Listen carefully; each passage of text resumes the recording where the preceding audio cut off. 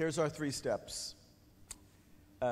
Empathy step, which is where you are gathering information from the child to understand the kid's concern, perspective, point of view on a particular unsolved problem. What's making it hard for the kid to meet that expectation? Whether it's difficulty completing a particular homework assignment, difficulty completing a particular chore at home, we need information. The empathy step is where you get it.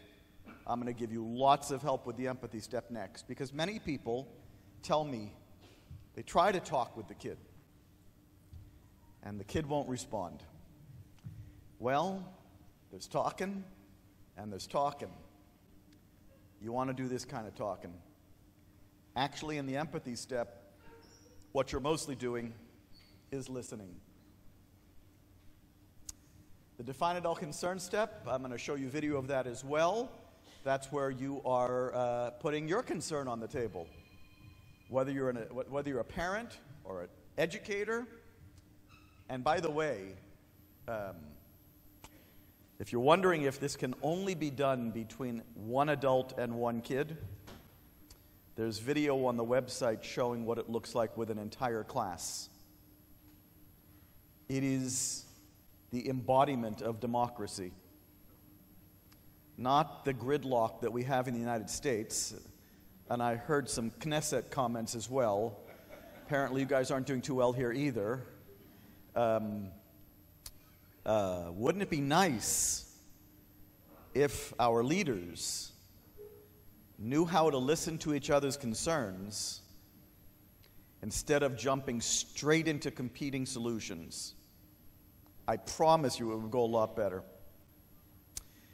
And then you don't talk about solutions until the 3rd step, the invitation, and you're going to see what that looks like as well. Sound good? So video in 5 minutes.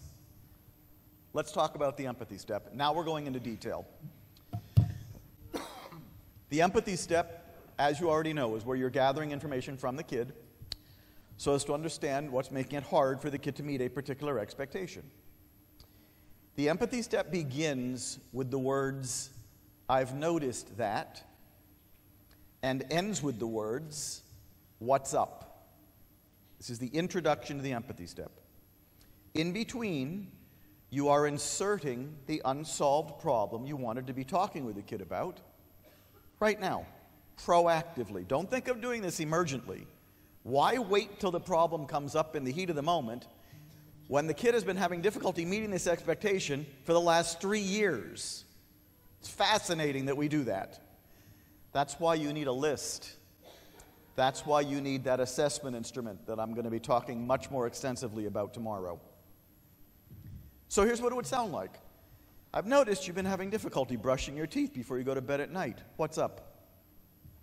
I've noticed you're having difficulty completing the double-digit division problems on the worksheet in math. What's up?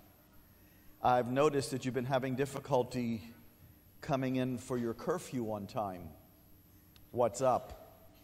See, I don't rank problems by their severity. I don't rank problems. A problem is a problem. No ranking. And it's the same 3 steps, no matter what the problem is. And it's the same 3 steps, whether it's a 3-year-old or a 17-year-old or a 47-year-old. Same 3 steps. All right. Why do you want information? This is adults. This is what we adults do that doesn't work. I think I was telling this story last night. I was doing a podcast. How can you not know what a podcast is? Do you know what a podcast is? It's an interview online, right? You know this, right? Please. I've been telling people how Western Israel is, but if you don't know what a podcast is, I will have to take it back. I was doing this radio interview, and the interviewer was saying to me that he's got a 3-year-old daughter, and she was having difficulty brushing her teeth before she goes to bed at night. But here's where we go wrong. He thought he knew why she was having difficulty brushing her teeth before she went to bed at night. He knew. And why did he know? Because we adults are really smart. We know stuff. So he decided that it must be the taste of the toothpaste. Yes? 27 different brands of toothpaste later, she's still having difficulty brushing her teeth before she goes to bed at night. Finally, he asks her, I've noticed you're having difficulty brushing your teeth before you go to bed at night. What's up? She says, the electric toothbrush gets water all over my face. Now there's a problem, a concern 27 different flavors of toothpaste would not solve. So the solution was her idea. She's 3 years old. They wrapped a towel around her face when she was getting her teeth brushed. Problem solved. All right, now, I don't remember what he said she was doing, probably screaming or crying. So she was both lucky and unlucky. But the minute that problem is solved, that behavior subsides. But you have also given that kid really good practice. I'm going to talk about this more tomorrow, but what's the kid get practice at in the empathy step? Some very important skills, like figuring out what your concerns are. Remember that guy who shot 58 people dead in Las Vegas from a casino? Yep. We will never know why he did that. Number one, he's dead, but number two, he never told us. Empathy step also helps the kid learn how to articulate those concerns in ways that other people can hear. A crucial life skill. But the kid is not the only one learning skills. Adults are learning skills when they're doing Plan B too. What skills are we adults learning in the empathy step? Listening, empathy, taking another person's perspective. What skills is the kid learning in the define adult concern step? Listening, empathy, taking another person's perspective. What skills are the adults learning in the define adult concern step? The exact same skills the kid was learning in the empathy step. And what skills are both parties learning? In the invitation, generating alternative solutions, coming up with solutions that don't just work for you, but that work for the other person as well. Considering whether solutions are realistic and mutually satisfactory. Everybody's learning skills, not just the kid, when you're doing Plan B. All right, so I've noticed you've been having difficulty brushing your teeth before you go to bed at night. What's up? Now, let's get more technical. After you say what's up, one of 5 things is going to happen next. And I hate being reductionistic, but it really is one of these 5 things. Possibly number 1, he's going to say something. Possibly number 2, he's going to say nothing, or, I don't know.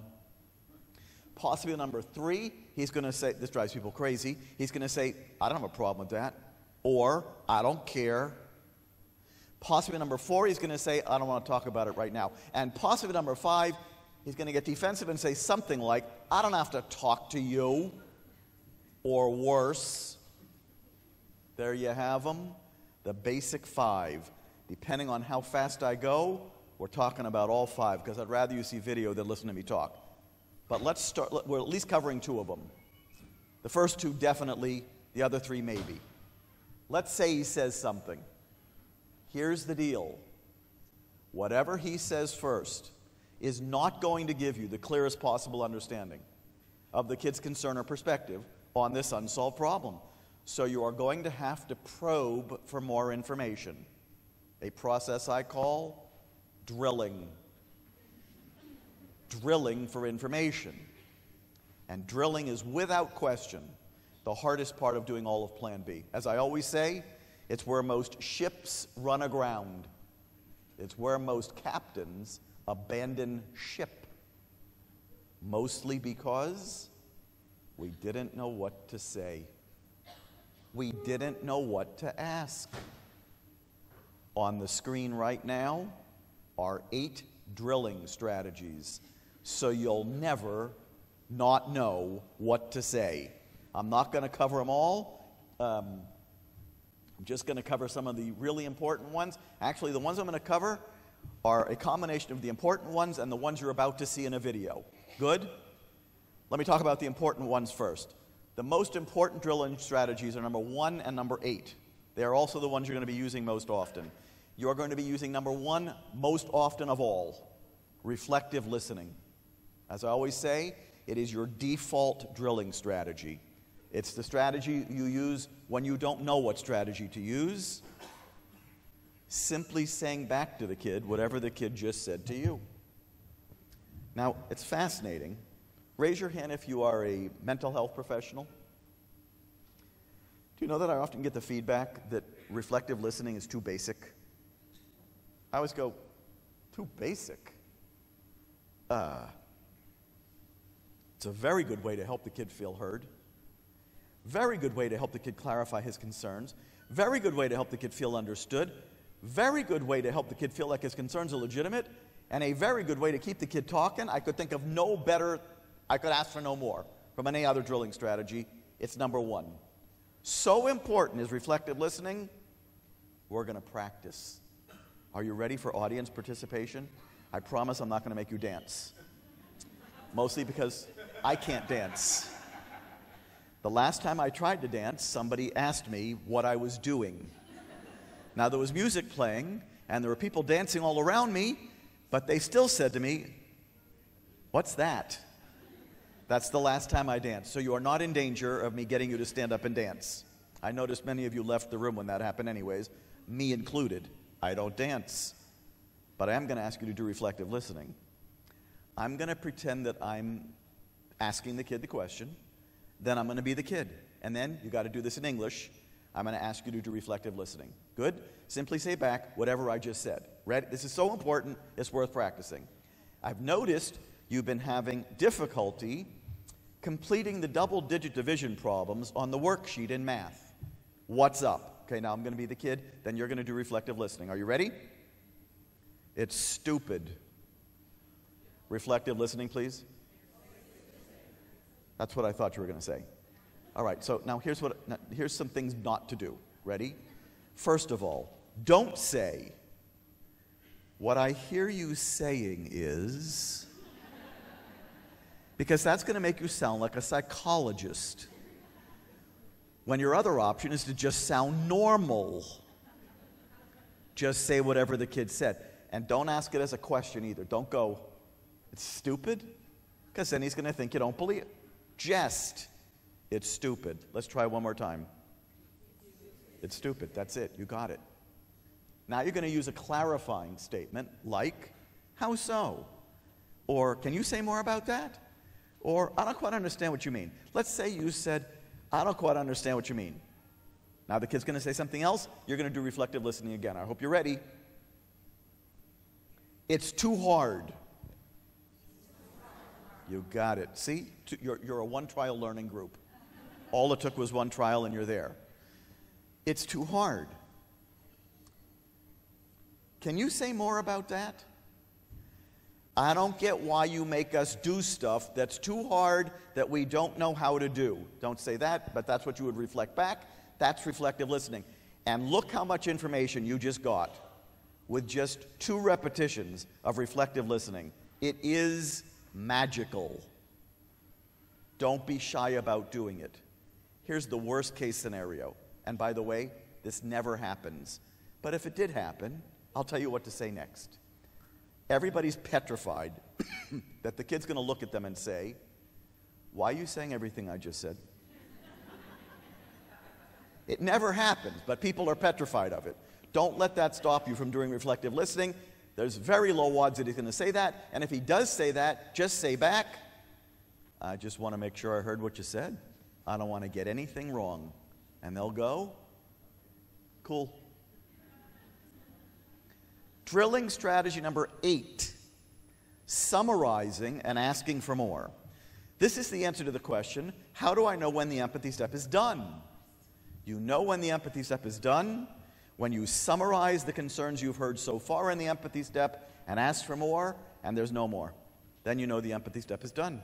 But here's the deal. You're going to summarize and ask for more many times in every empathy step, and all the early times there's going to be more. You're not done with the empathy step until there's no more. You are going to see those two strategies in the video that I'm showing you in 2 minutes. Now, there's a less important strategy. I don't use this one too often. It's there if you need it, but it's the riskiest of the drilling strategy. I'm only talking about it because you're about to see it. It's the discrepant observation, number 6. It's where you're making an observation that differs from something the kid has told you.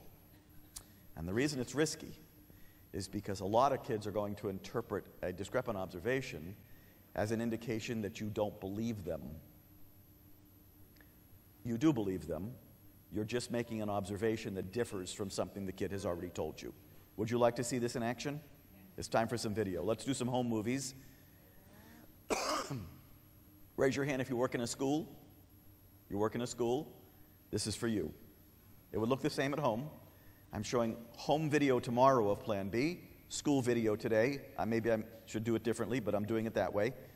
You're about to meet Andrea. Andrea's in the 4th grade. The unsolved problem is difficulty coming back into the classroom after recess. Good? A seemingly mundane, unsolved problem. For the first 16 minutes of this empathy step, that's all you're going to see is the empathy step. That's all we had time for that day. You would have heard, I'm not going to show you this 16 minutes. We're going to start after 16 minutes. Andrea's telling us that the reason she's having difficulty coming back into the classroom after recess is that she's having disagreements with her best friend on the playground about what to play, and it's making her very sad to be having disagreements with her friend. Oh, by the way, what is the signal that Andrea is having difficulty coming back into the classroom after recess? She's crying. Andrea's a crier. Oh, that's interesting. That makes her lucky.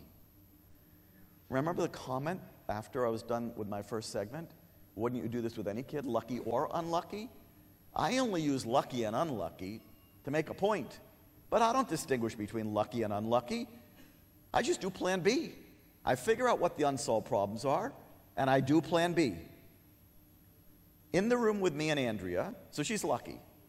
But you're about to hear at the 16-minute mark of this empathy step that she's not having disagreements with her friend on the playground anymore. So apparently, that's not why she's still having difficulty coming back into the classroom after recess. In the room with me, Andrea, who is on the verge of tears the entire time, her school counselor, the person who's not in there but was supposed to be is her teacher, who had to leave school early that day unexpectedly, and me, who you won't see but you'll hear me. Good? Now you're going to see what the empathy step looks like. Let me tell you what I like about that little 10-minute example. First of all, this kid's been missing Puerto Rico for 3 years. This kid's been upset coming in from recess for a very long time. And nobody knew what was going on until they actually sat down and asked. That's point number 1. Here's point number 2. I love it. It's a very human moment. And I think that's what we should be shooting for. Human moments are what define our humanity. Human moments. If you work in a school, and of course this was taking place in a school, you might be thinking to yourself now, as many educators often do when I show them that video, when does he think we're going to find the time to do that? That's what everybody's thinking. And what I'm always telling people is, you know what? I and my colleagues have worked with many hundreds of schools and facilities. We always help them find buried time. Before school, after school, lunch, recess, prep time if you have prep time. Does he know that we often have 30 to 40 kids in a classroom in Israel? He knows. And he knows that if you try to fix something like this quickly, it'll take forever. And he knows that if you find the buried time and put the time in, it'll fix a whole lot faster. I'm going to save you time, but you got to put the time in if you want to save it. If all we keep doing is quick fixes on things that do not fix quickly, they take forever and they never get solved. All right. Let's see if this not being my laptop, I can get out. I can do it. I can do it. Let's keep going. So you saw some drilling strategies there. I want to talk about one other one. Oh, you know what? I bought a book at Yad Vashem. I've been on this whirlwind tour of Israel. I wanted to see everything that I saw 48 years ago when I was here last. And so I saw everything that I saw 48 years ago, plus more, in just 4 days. So I was in the Negev on Tuesday, on Wednesday. What's today? I have no idea. It doesn't matter. I was in the Negev on one day, and then I was in the northern Galilee at Banyas on another day, the next day, right? So with the slowest driving tour guide in the world, it was painful. But I bought this book at Yad Vashem because I'd never heard of this mental health professional before. I've been told that many Israelis have heard of Janusz Korczak.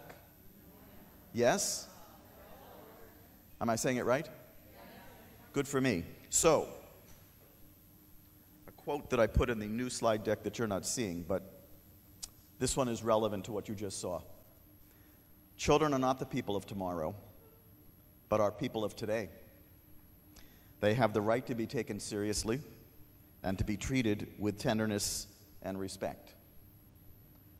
You just saw what that looks like. What many people say about this process is that it is very respectful. Listening is empathic. Using those drilling strategies is empathic. Feeling heard means feeling empathized with. If we are in such a rush that we can't listen to each other anymore, think of all the human moments we're missing out on, not just with each other, but definitely with our kids. All right, I got another quote for you coming up, but not yet. I'm only going to cover one other possibility because I want to show you one more video of what happens after you say what's up. And this is the one that is most troubling to everybody. The kid says, I don't know, or goes silent on them. Well, let me give you your top 2 strategies if the kid says, I don't know, or goes silent on you. Number 1, don't freak out. Every empathy step is going to have I don't know or silence in it. Every single one of them, so expect it. Number 2, just start drilling. Now the other quote. I love this one. Do you know that I'd never heard of this, of Janusz before? Janusz. Yeah. But there are now 4 quotes from this book on the Lives in the Balance website because I am determined, you all know his story. He was in the Warsaw Ghetto and perished in a death camp along with all of the orphans he was taking care of in the Warsaw Ghetto. I am determined to make sure that his work is reinvigorated through me. Here's the one I really like. The child is honest. When he does not answer, he answers.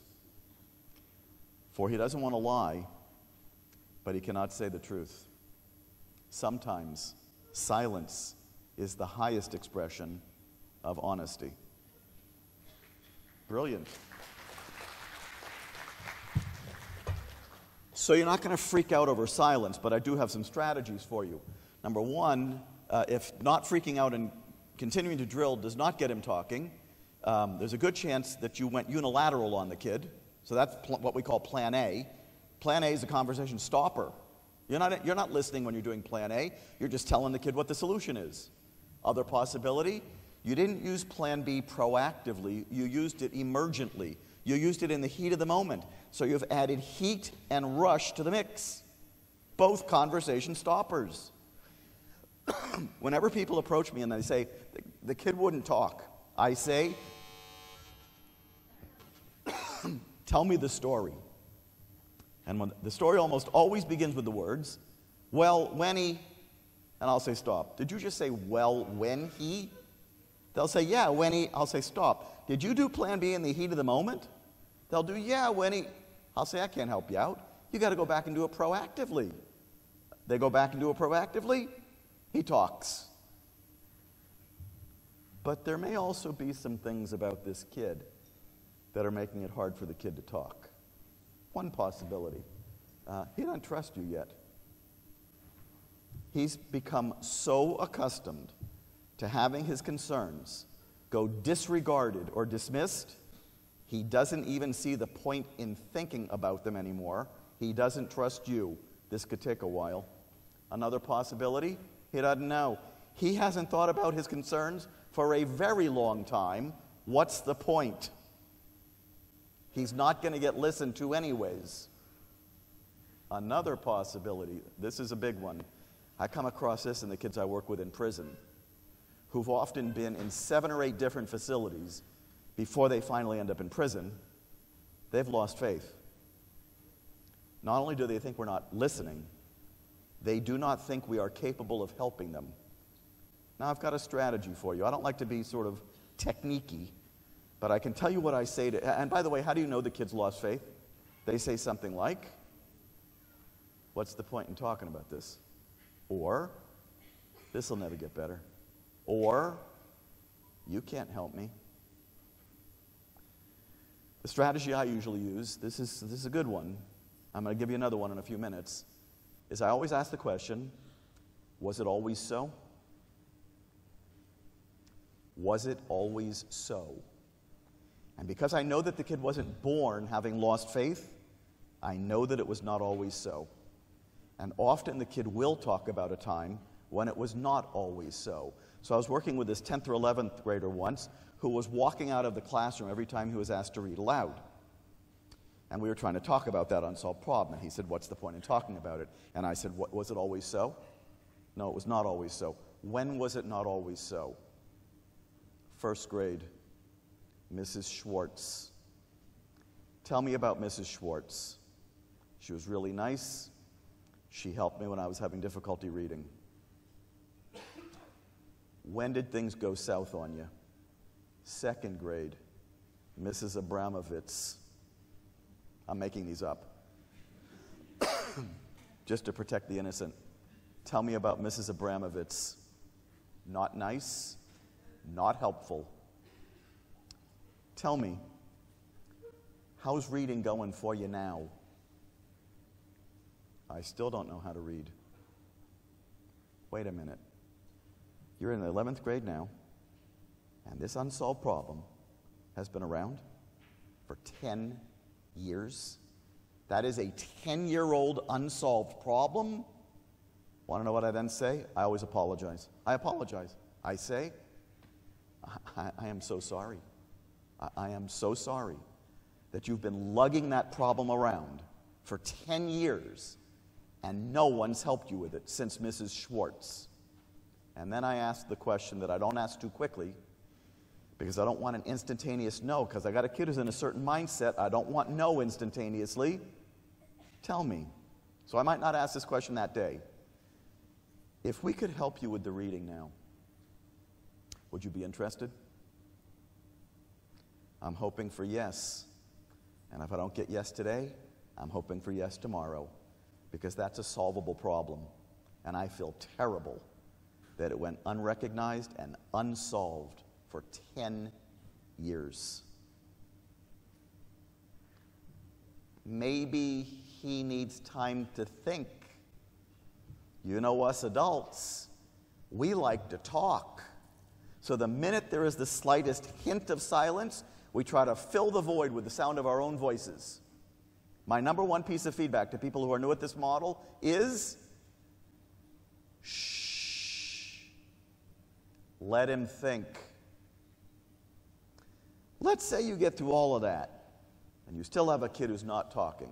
First of all, remember Janusz's words. That might be meaningful. But secondly, here's my strategy. This almost always works. I teach the kid 5 fingers. 5 fingers. 5 means very true. 4 means pretty true. 3 means sort of true. 2 means not very true. 1 means not true at all. And then, so the kid doesn't have to say a word, I make statements. And all the kid's got to do is hold up fingers to let me know how true the statement is. Still the most memorable kid I've ever done this with, and I've done it with hundreds, is a kid I worked with about 8 years ago whose father had died on 9/11. His father was on one of the airplanes. He was 3 at the time, the kid. For the next 8 years, they had the kid in individual therapy based on the adult theory that the reason he was having difficulty getting along with his mom and then his stepdad is because his father died on 9/11. 8 years later, I got him, and he was a non-talker. I guess my attitude was, I don't know, you stick me in individual therapy for 8 years, I'm not going to have much left to say either, but I needed to hear from the kid. So I taught him 5 fingers. And I usually start with goofy stuff like, you like spaghetti.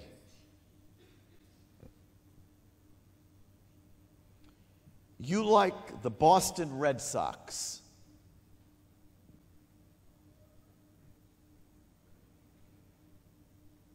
The reason you're having difficulty getting along with your mom and stepdad is because your father died on 9/11. I'm thinking, you got to be kidding me.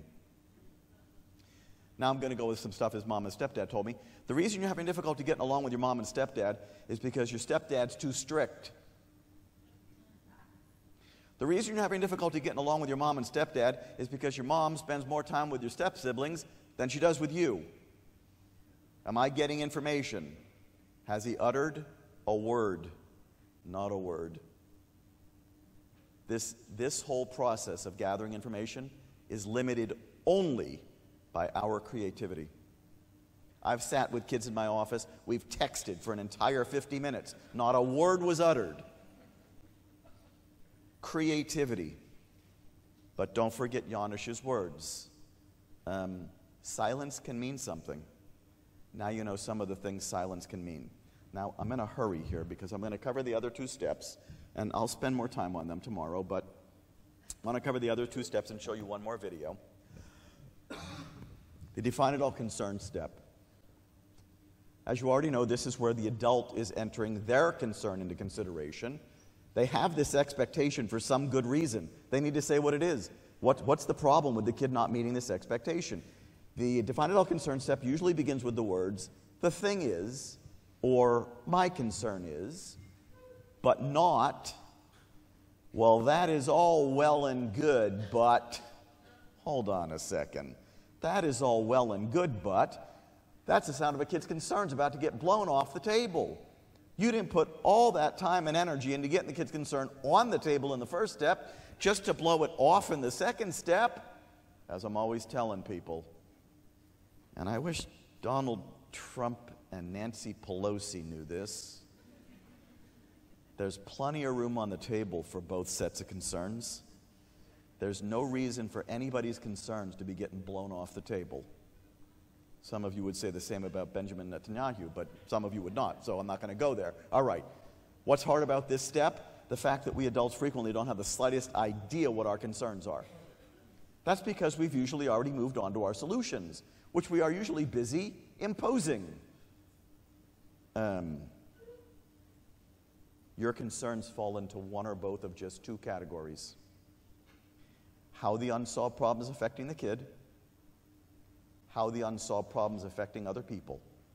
If you can't figure out what your concerns are, I promise you they fall into one or both of those 2 categories. You'll see it in video in about 2 minutes. Finally, the invitation.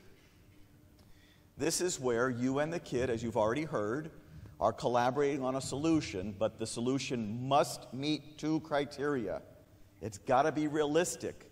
You both got to be able to do what you're agreeing to do. And even more important than that, it's got to be mutually satisfactory, meaning it truly addresses the concerns of both parties. I'm going to repeat myself from earlier in the day. World history bears me out on this. If the solution is not realistic and mutually satisfactory, I promise you this problem is still unsolved. Hard part of this step, the wording. You're going to see it in a second. But you want to start your invitations with the words, I wonder if there's a way. Now, generically, what do you wonder if there's a way to do? Generically, you're wondering if there's a way to solve this problem. And you could say it that way. But if you say it that way, a lot of kids are going to look at you and say, what problem? So what I would strongly recommend that you do instead is recap or restate the concerns of both parties. You're going to see it, but here's what it would sound like generically. I wonder if there's a way for us to do something about one party's concerns, and also do something about the other party's concerns. You are then going to give the kid the first crack at the solution. Not because it's his job to solve the problem, it's y'all's job to solve the problem. Y'all are partners, y'all are teammates. But it is very good strategy. It lets the kid know beyond a shadow of a doubt you're actually interested in his or her ideas. If he doesn't have any ideas, we hope you do. Want to see what those two steps look like? Yes? Different kid. You're about to meet Anthony, also a fourth grader at the time that this was filmed. Very difficult home life. No longer lives with his parents because of trauma. Lives with his grandma instead. Very behaviorally challenging. Here in the fourth grade. Was significantly more aggressive earlier in his life. Not so aggressive anymore, but still very challenging. The unsolved problem. Difficulty staying in the general education classroom for science, geography, math, and this one other class, whatever it is. What he's doing is he's leaving the general ed classroom and he's going to the special ed classroom where they actually don't want him to be that often, but where they told him he could go if he couldn't get work done in the general ed classroom, and he's spending his entire day in the special ed classroom. They don't want him there. So it's an unsolved problem. I'm not going to show you the empathy step because we don't have time. But here's what we heard in the empathy step. Pretty basic, actually. Not a very riveting empathy step, but the general ed classroom is too noisy and too crowded. And the class that is especially noisy and crowded is math. Got it? That's his concern. Now we're going to join in on the define adult concern step. And this is why this is one of my favorite videos, because you're going to see something that goes on in this video that we adults are famous for. Hang on one sec. No, don't do it yet, Mrs. Lang. This is his school principal, Mrs. Lang. That's the woman on the right. And the guy you now can't see is Mr. Marley, his resource room teacher, into whose classroom Anthony is ending up, and they don't want him there. Got it? I'm in there too. That's Anthony. Anthony's a very funny kid, except that what's especially funny about Anthony is that when he's being funny, his facial expression doesn't change. Okay? Beyond that, he's a very funny kid. This is the end of the empathy step.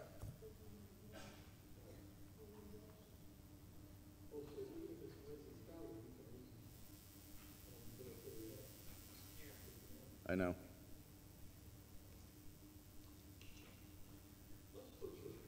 Do we have any more sound?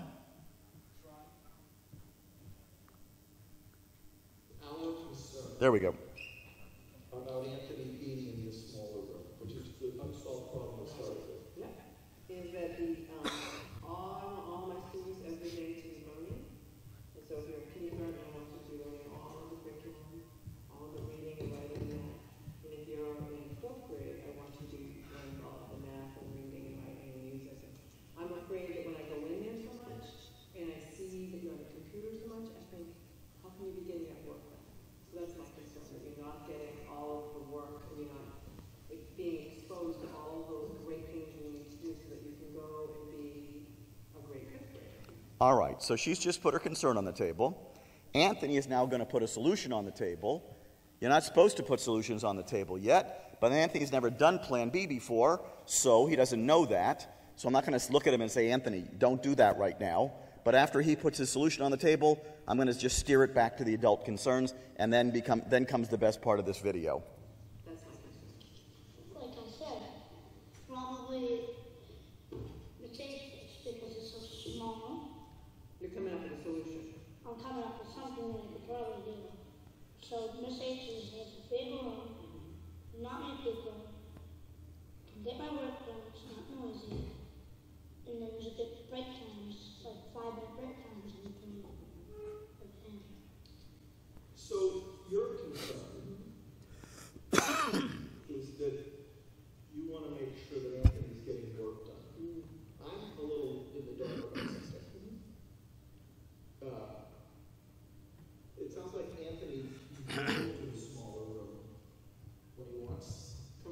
Your concern is that if he's there too much and on the computer too much, we won't be getting work done.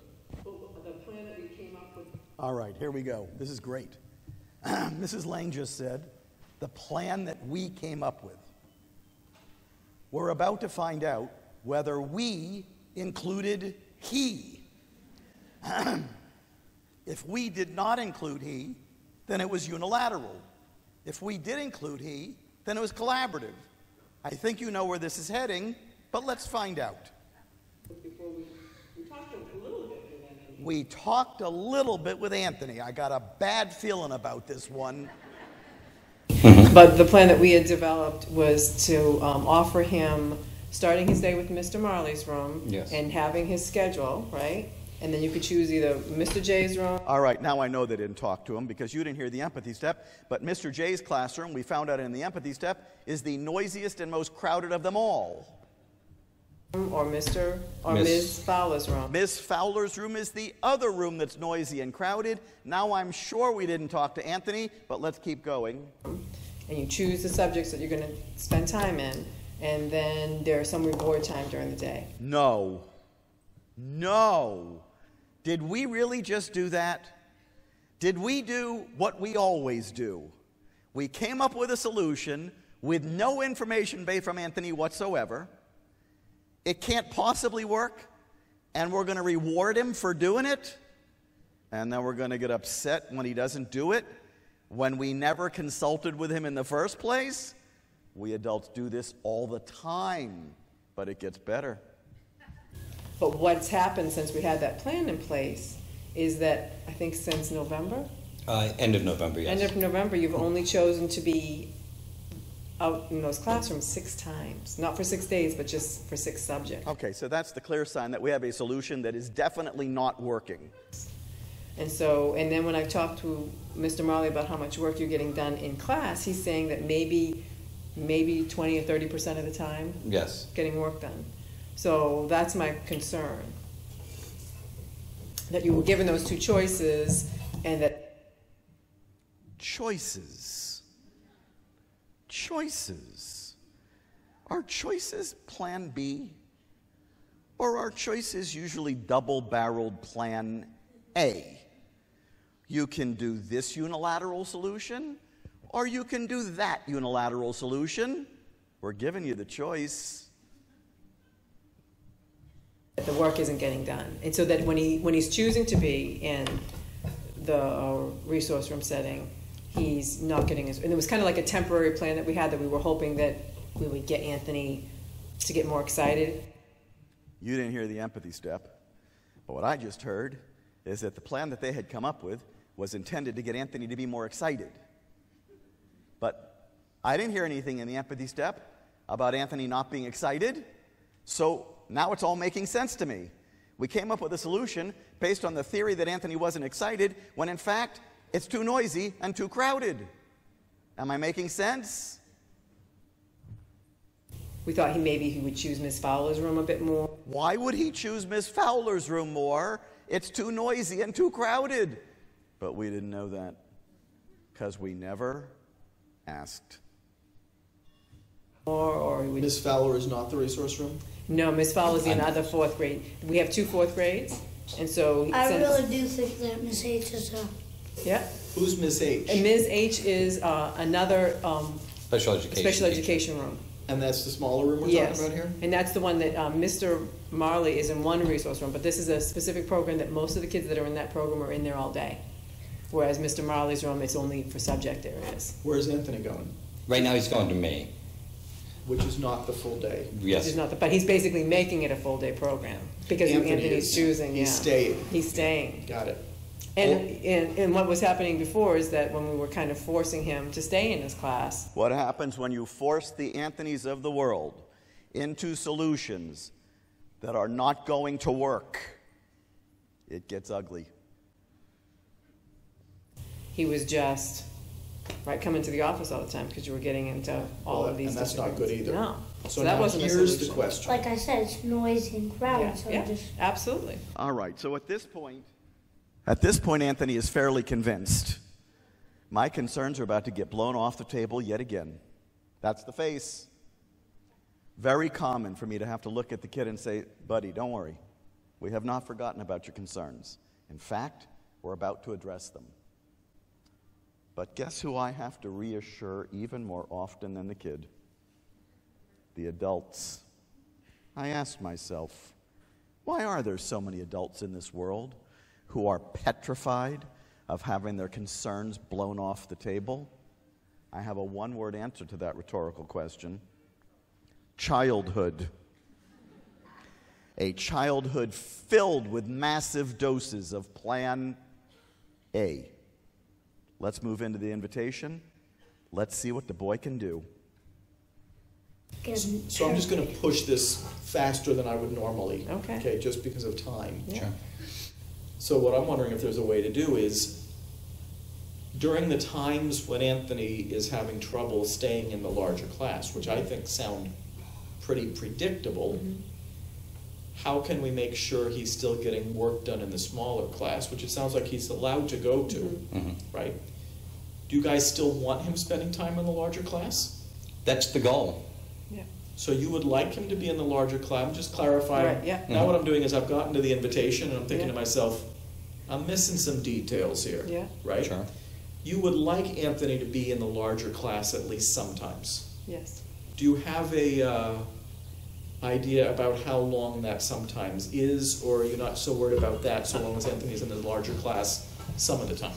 Well, my goal, and My goal is usually the dead giveaway that the adult is about to put a solution on the table that is not mutually satisfactory.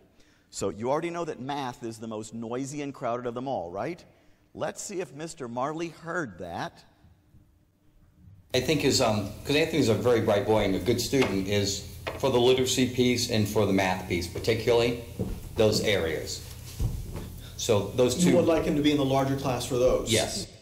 It is now my job as the facilitator of this process to let Mr. Marley know, no way.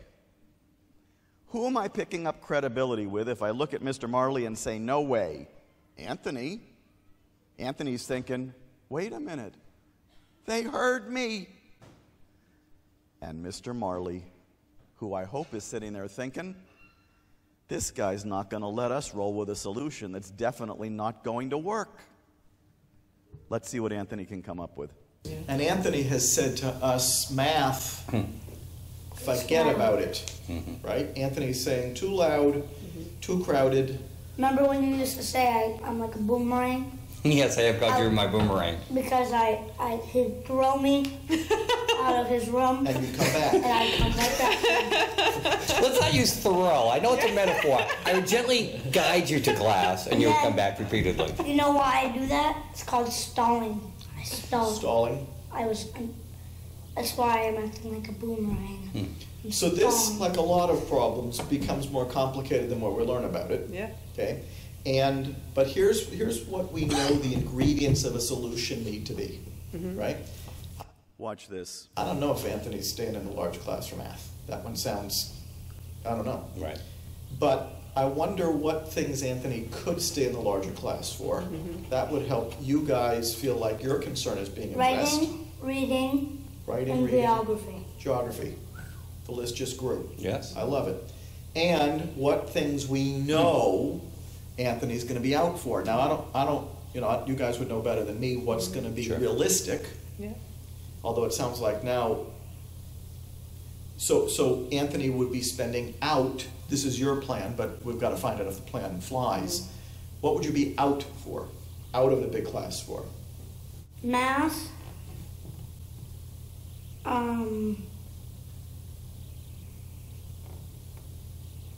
Math. And what else do they have? And they do like the read aloud piece, Read aloud. Morning meeting. morning meeting, Morning meeting, no. and then science and geography kind of back Science and I forth. can do. Science I can do. In the big room? I love science. In the big room. Yeah, science. So this has become very interesting. Because all of a sudden I'm hearing that Anthony's not going to be out of the, I think. That's what it looks like. If you were filming it, please delete it. I do not have permission for that film to be shown outside of my workshops. Good? Otherwise, I get in trouble. People give me permission to film them, but they think I'm only going to show them under certain conditions. I cannot let you film the films that I'm showing you. Cool? There's tons of film on the Lives in the Balance website, just not the ones I show in my workshops. I don't have permission for these to be shown anywhere else except when I'm speaking. Good? That's what Plan B looks like. That's what Plan B looks like if the kid is 3. That's what Plan B looks like if the kid is 17. Believe it or not, that's what Plan B looks like if it's verbal, but it's also what Plan B looks like if it is a kid who's nonverbal. Except that instead of words, we're using pictures or assistive technology. We are going to find a way to get information from this kid. Because if we don't get that info, the kid's concerns will not be heard, the kid's concerns will not be addressed, and this problem will remain unsolved. So one last point before I stop for tonight and we do some questions. What's the number one complaint I get from caregivers? The kid won't talk to me. What's the number one complaint I get from kids? They won't listen. You are not going to run into that problem when you're doing Plan B. Plan B is where the concerns of both parties get heard. We come up with solutions that work for both of us. And it's where all kinds of important skills get trained. So one last thing I've got to mention before I stop. I apologize for going over here.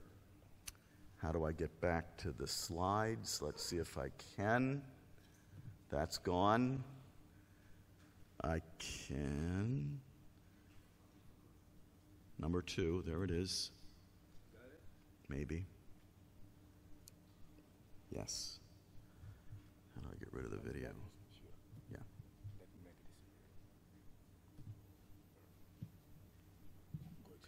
I want you to know about one more website. Oh, this is the one. Hold on. There's Janusz.